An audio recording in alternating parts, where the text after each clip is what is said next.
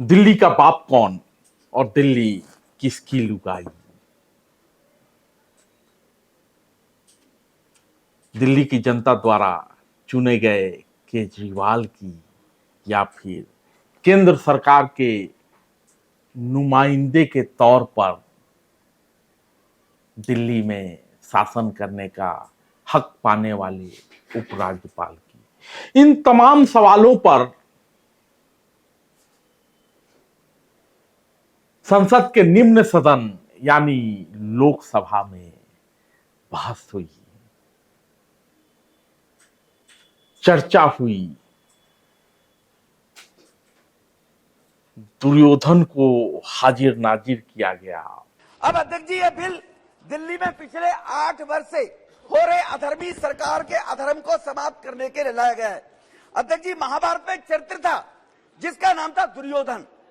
आज दुखद है कि दिल्ली राज्य में भी उसी चरित्र का उसी नकारात्मक मानसिकता का व्यक्ति इस दिल्ली के अंदर दुर्योधन के रूप में यहाँ पर बैठा हुआ है। सर फर्क इतना है, वो दुर्योधन लंबा चौड़ा था, ये दुर्योधन थोड़ा बौना है। लोक लाज की बात हुई। माननीय गृह मंत्री जी ने अभी इस बिल को पेश करते हुए कई संवैधानिक बातों का उल्लेख किया। उन्होंने पढ़ा, कई प्रावधान पढ़े, कई पारा पढ़े, लेकिन जो उनकी सुविधा के मुताबिक उनको सूट करता था वो पारा उन्होंने पढ़ा। पूरे जजमेंट को नहीं पढ़ा उन्होंने। पूरे जजमेंट में विस्तृत तौर पर सर्वोच्च न्यायालय ने इसके दिल्ली के क्षेत्राधिकार के मामले में व्याख्या की है, संविधान की व्याख्या की है, कानून की व्याख्या की है। लेकिन आपको बैकडोर से शासन करना था। 11 मई को जजमेंट आता है, 19 मई को सुप्रीम कोर्ट बंद होने वाला है, 19 मई को आप अध्यादेश लाते हैं और उसके पहले आप सुप्रीम कोर्ट में रिव्यू पिटीशन फाइल करते हैं। ये लोकतंत्र है क्या? इसी को लोकतंत्र कहते हैं। ऐसे ही लोकतंत्र को आप चलाना चाहते हैं? सभापति महोदय, लोकतंत्र चलता है लोकलाज से। शाम होते होते तक स्थिति ये हो गई थी कि सत्ता पक्ष और विपक्ष के बीच कटुता देखते ही बनती थी। अंततः लोकसभा यानी निम्न सदन ने ये तय कर दिया कि दिल्ली का बाप उपराज्यपाल। स्वाभाविक है, चुनी हुई सरकार के मुखिया केजरीवाल का मायूस होना और ये कहना कि भाजपा ने दिल्ली की जनता के पीठ में खंजर भोंक दिया है। किसने किसको खंजर भोंका वो दिल्ली की जनता खुद देख लेगी। लेकिन लोकसभा में जो हुआ उसमें आजकल सोशल मीडिया पर ललन सिंह, जी हां, जदयू के नेता, जदयू के राष्ट्रीय अध्यक्ष ललन सिंह की बहुत चर्चा हो रही है। ललन सिंह ने जबरदस्त तरीके से सत्ता पक्ष पर हमला बोला, कहा माननीय गृह मंत्री ने वही बात की जो उनको सूट किया। ललन सिंह ने कहा लोकतंत्र लोकराज से चलता है।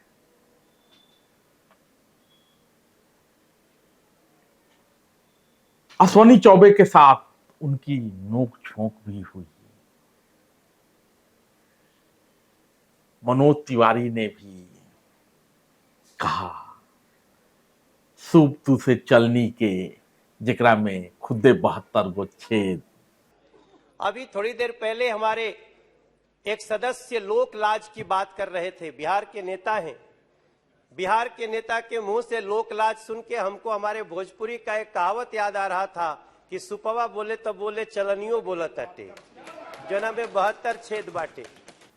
लेकिन जब जवाब देने की बारी अमित शाह की आती है तो अमित शाह ने याद दिलाया कि जिस जदयू का गठन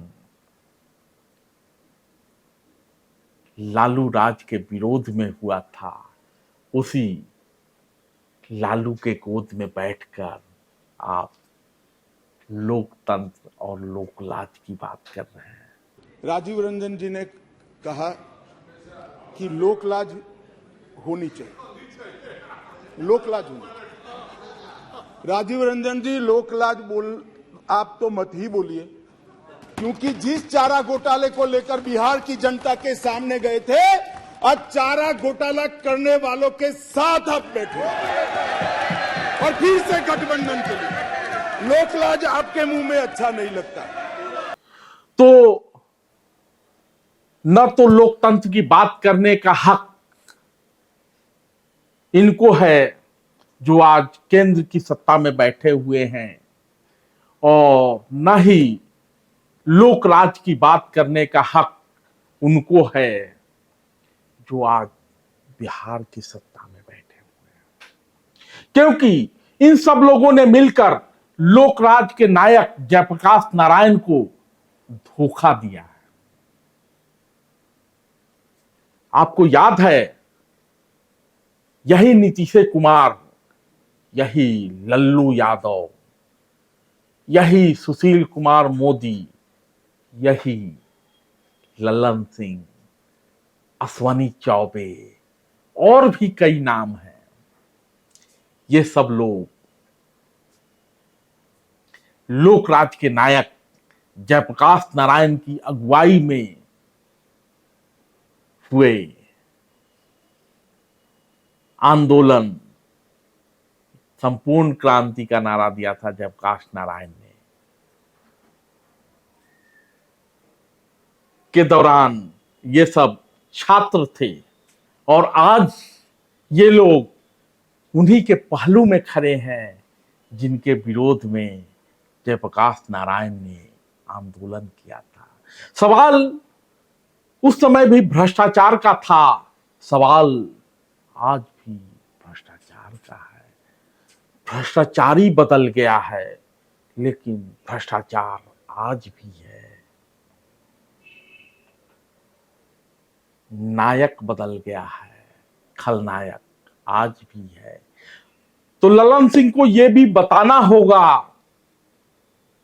कि लोकतंत्र तो लोकलाज से चलता है, लेकिन ये उस लोकराज के नायक ने जो आपको, आप सबको सीख दी थी, उस सीख का क्या हुआ? धन्यवाद।